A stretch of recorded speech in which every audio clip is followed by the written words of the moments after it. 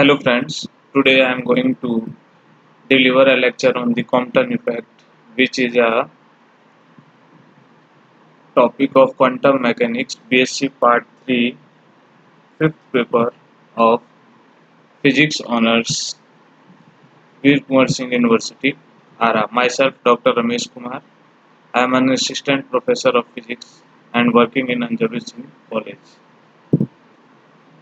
Now, the Compton effect is basically we can understand that when a monochromatic beam of X-rays is being incident upon a low atomic weight material or element, suppose carbon, then there is a scattering of the X-ray with the outer electron present in the elements, and the scattering is happen in such a way that the scattered X-ray have two maximum intensity of wavelength, one at the original wavelength with which the X-ray incident, and the second one is slighter longer wavelength.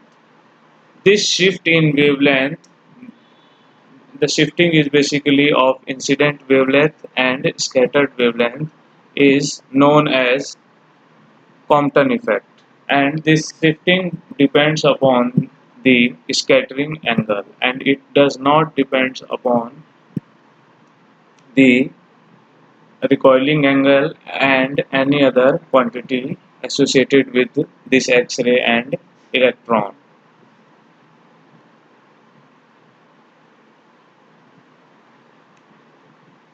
It is the most prominent evidence of particle nature. It means the Compton effect is a path bearer or torch bearer for the particle nature of the radiation. In this Compton effect, X-rays is scattered from the free electron during the interaction of radiation with matter. The wavelength of incident and scattered radiation are observed and find that the scattered radiations have larger wavelength than the incident radiation. Now, how it is different or how this fails the classical physics concept. According to the classical physics, the incident and the scattered radiation should have same wavelength.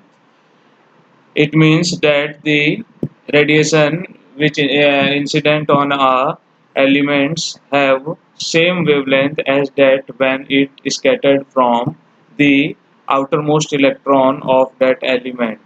But it is found that the X-ray beam on entering the scattering material interact with the atomic electron and or basically the outer electron. Outer electron are very loosely bound to the nucleus of the element, and when the high energetic beam of X-ray come to the element, then it provide energy to the loosely bound electron and it knocked out that electron with the same energy as that of the X-ray. As the electron move away from the source due to its momentum, which it gets from the X-ray, its frequency tends to decrease due to Doppler effect.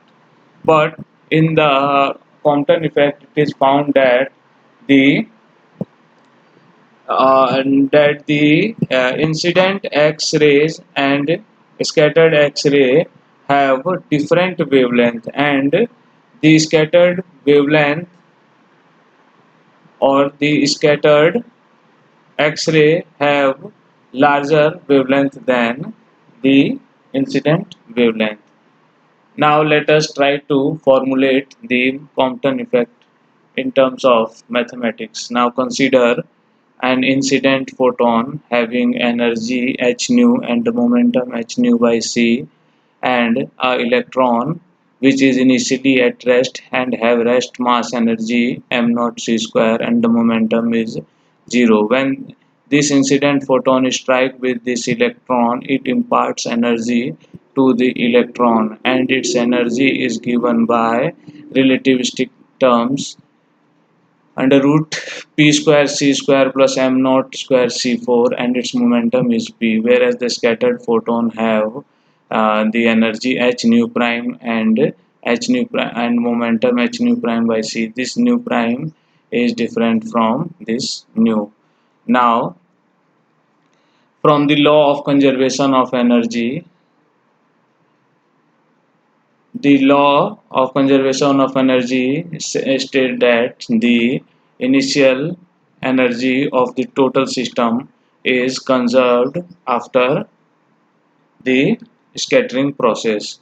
If this is the energy of the photon or X-ray after scattering, and this is the energy of the electron, it must be equal to the energy of the photon and the rest mass of the electron. On the simplification, in terms of p square c square h square, we found that this equation in this form, nu minus nu prime whole square plus m naught c square h into nu minus nu naught dash, and we mention this equation 1.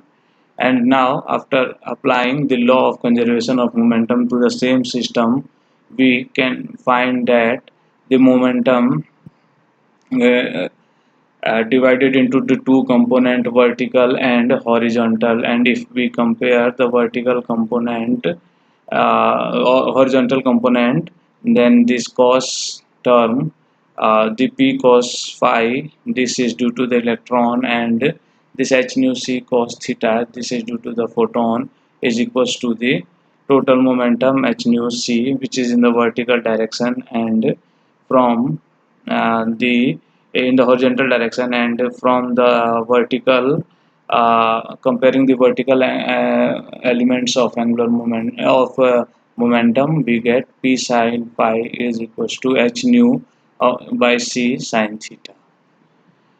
Now, using these two equation and squaring and adding, we get this p square c square by h square in terms of v minus nu minus nu prime cos theta square plus nu prime sin theta square. And on simplification and opening this bracket, we get the equation in the form of equation 2. Now, from equation 2 and 1, as their left hand side is equal, we can equate and find that this equation 1 and 2 gives us this relation, and on simplification we get this equation, uh, and if we multiply this c to the left hand side, we find that c by nu is lambda dash, and c by nu is lambda, and we can get the equation in terms of this. This is lambda dash minus lambda is equals to h m naught c 1 minus cos theta. Lambda dash is the wavelength of the scattered X-ray, and lambda is the wavelength of incident X-ray. And this change in wavelength is given by 2h by m naught c sin square theta by 2. This theta is the scattering angle, and this equation shows that the Compton effect in the Compton effect or change in the Compton wavelength is independent of the wavelength. It depends upon only the scattering angle, and this quantity h m naught c is called Compton wavelength. And its value is calculated and found to be 0.0242 angstrom. This h m naught c is basically the Compton wavelength, but it's a misleading concept. This quantity is actually the shift in the wavelength, and it is find that the shift in the wavelength is equals to this Compton wavelength time the sine square theta by 2, and from this expression it is find that the scattered wavelength have greater scattered wavelength of X-ray have greater value than the incident wavelength, and it's just opposes the law of classical physics.